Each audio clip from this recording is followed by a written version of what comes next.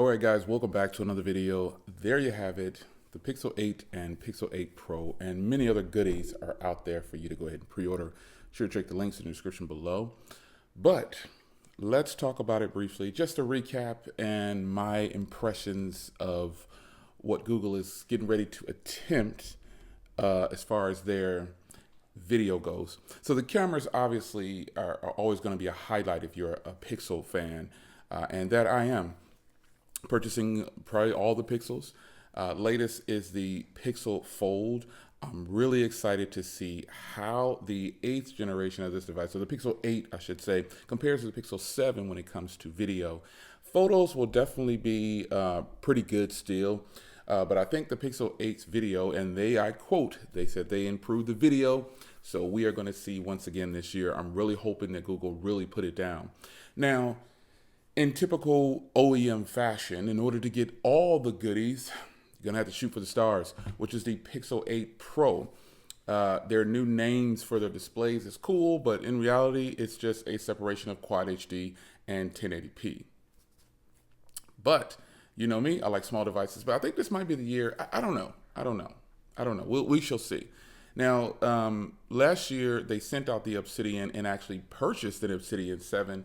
And then this year, the Obsidian or black versions are the dark versions of the phone have a matte.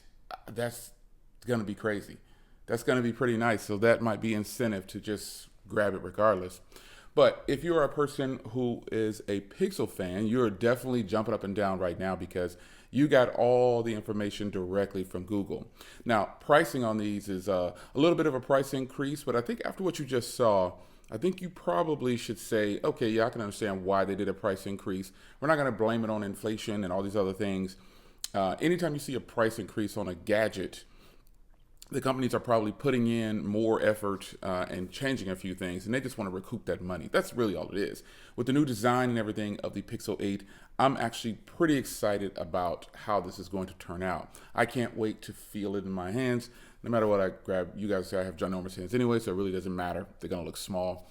But testing out the Pixel 8 Pro is going to be something that, and just using it. So let me just disclaim here, I'm going to have to activate a new line for this one because I don't want to miss a beat with this device. I want to take it everywhere. So I will be going back to 2 phones. Shout out to 2 phones.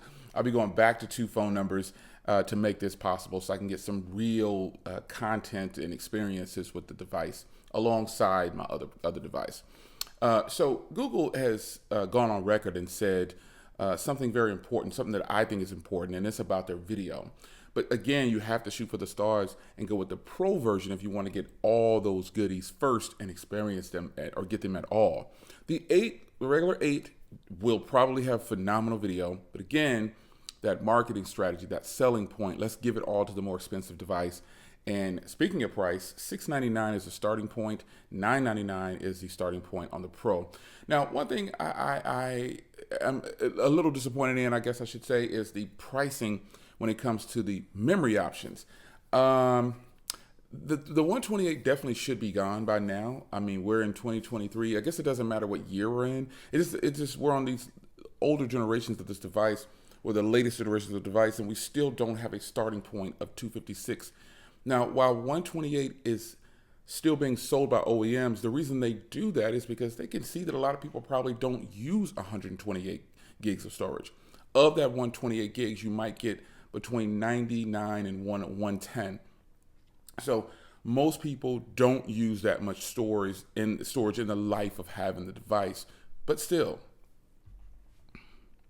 I'd like to see a starting point of 256. Now, the good part about the Pixel 8, the Pixel 8 Pro, I should say, is they have a terabyte version. But I don't understand for the life of me why you have these beautiful colors and you only give the terabyte to the technically Obsidian version. Why is that? Why do OEMs do that? Probably because they know that the black goes with everything, and so they're going to sell that one regardless. So they probably don't want to have terabyte versions of all the other colors. But still, when you compare it next to other OEMs that sell 1 terabyte devices, they're just 1 terabyte devices. So I don't understand the logic behind that, creating a bunch of 1 terabytes only for one color. But I guess Google is saying we don't want to have all these devices sitting around just in case they don't sell. That could be a thing, and we just have to wait and see. It maybe if more people request it. Now you can't get a 512 gig in the other colors, but you cannot get a 1 terabyte in the Pro model in all the colors, which is still, it's just strange to me, but it is what it is. Now I peeked in there and looked at some of the trade-in values for the Pixel. Ooh, ouch. Ooh. Some of you guys are not gonna like those trade-in values if you have a Pixel. Yeah, I pretty much, they're kind of fair, I guess. $325 for a Pixel 7 that cost $599 last year and then continuously goes on sale for $499. I guess it's fair. I mean, you are selling them back a used device, even though mine looks brand new. But the real kicker here is the 6A actually is going for $300 on the trade-in. So, seeing as though I have all those devices in there, I'm not going to trade them in, obviously, because I would love to compare. I'm going to compare video footage from the 7 to the 8. And, you know, I find it, again, going back to the storage and the hardware, I just find it strange that the pricing still doesn't, in my opinion, match the storage options. But I digress on that. Hardware has been nicely touched up, I'll say, and redefined. And I feel like with time, and you know, Google focused on a lot of other things than the things that are important to me, like hardware and video cameras. But that's cool. I love the AI module. It's all fine and dandy. But in the real world, I've found that I only use a lot of AI when it comes to my house, like telling it to turn on something, or I use it in my car a lot, voice assistants and things like that. But you know, the hardware is really important to me because I'm holding it, I'm looking at it, the screen, I'm doing all these things, and I want the best experience there because I'm team no case. If you are team no case, we're a rare breed these days, I guess. If you're team no case, shout it out in the comments. Hashtag team no case. I want to see who you are if you're with me on that. So yeah, the hardware is definitely improved, and I like. We all saw the leaks. Let's just clear. We all saw the leaks, but feeling it in hand is a lot different than looking at it. And I've learned to stop speaking on things so soon. Still learning. When I talked about the S22 Ultra and the S23 Ultra, man, I ended up getting the S23 Ultra because it just felt so much better. And I anticipate that obviously I'm going to probably feel the same way about the Pixel 8, a more rounded feel. Even Apple has done it. A more rounded feel to their products is going to give you a better feel in hand. And so I think we're just waiting for Google to or other OEMs to do it, to really soften up the size and the curves and make it more supple and smooth so it can feel really good for team no case. Now, granted, a lot of people use cases on devices, but I've just gotten to the point where I think I've officially become team no case. I'm literally walking out the house all the time with no case, and it's just what it is. So, and I do that with my Pixel Fold too. But I think the camera bar, and speaking of hardware, the camera bar, I think a lot of people thought that the camera bar was going to be that brushed look all around. But if you look at the previous generation, you see the difference between the Pro and the non-Pro. They made some improvements. Putting the camera bar, the way they put it with the glossiness on it and the matte back, I'm fine with that. That's cool with me. But they added the little temperature sensor actually on the Pro 8 Pro, and it's a feature that I would probably use, but more with Google. I think every OEM has a feature that I just genuinely use all the time. You know what it is on Samsung, you know what it is on Apple. With Google, they have so much AI that I tend to use more of their assistant features because I think Google has the best assistant. It generally, when I'm searching for something, it literally will pull things up that I need. Now, I'm not saying it's the best, but when comparing to Alexa and Siri and things like that, I just think that Google, for the way I use my devices, gives me the information I need.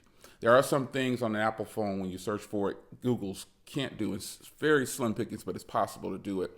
But I think when it comes to the AI and everything like that, Google has mastered that. I mean, you look at how they're doing the digital zoom after you take a photo and enhancing it to make it super clear with AI. So, the AI that they spoke of pretty much all the way down the line for this event, it's going to be something that I'll push more because Google has teamed up with a lot of automakers too, because GM obviously has teamed up with Google. I have the AI system in my 23 GMC. Obviously, you know that it's there. And then it's not in my Corvette, but you do have the option. There's a different maps set up in the Corvette. And you can also use, Android Auto and things like that. So, but I think the big conversation for me and just the excitement was just actually getting this event on the record. You can pre-order the device. My first impressions of it, just looking at it and not touching it yet, I'm really hoping and praying that the video is on point because I'm going to put it to the test. So recently I put out a video with the S23 Ultra versus the iPhone 15 Pro Max. And I said HDR video is much better on the iPhone 15 Pro Max. Let's see how good Google is going to step into that arena of high quality video. They talked about a lot of things. They talked about the night video. Let's see how it does just with regular video. And now they're probably going to do very, very good. And they're probably going to do great with the audio portion of the recording. I'm ready to put it on record. And hopefully in the coming weeks, you will see video of the 8 Pro, 8. We'll see, get that video down. We'll get that HDR video on point for you and make sure I put it in a setting where the phone will shine the best. But I also have to give it a test, which is sitting right here, and shoot the same way I do with other devices. Even Apple has gotten to the point where they can shoot videos right now in this position. Has to be HDR or ProRes, but still, it's there. And this video is being recorded with the iPhone 15 Pro Max. It's your man Jay. Google has arrived. Team Pixel, stand up, and I will see you in the comment section. Take care.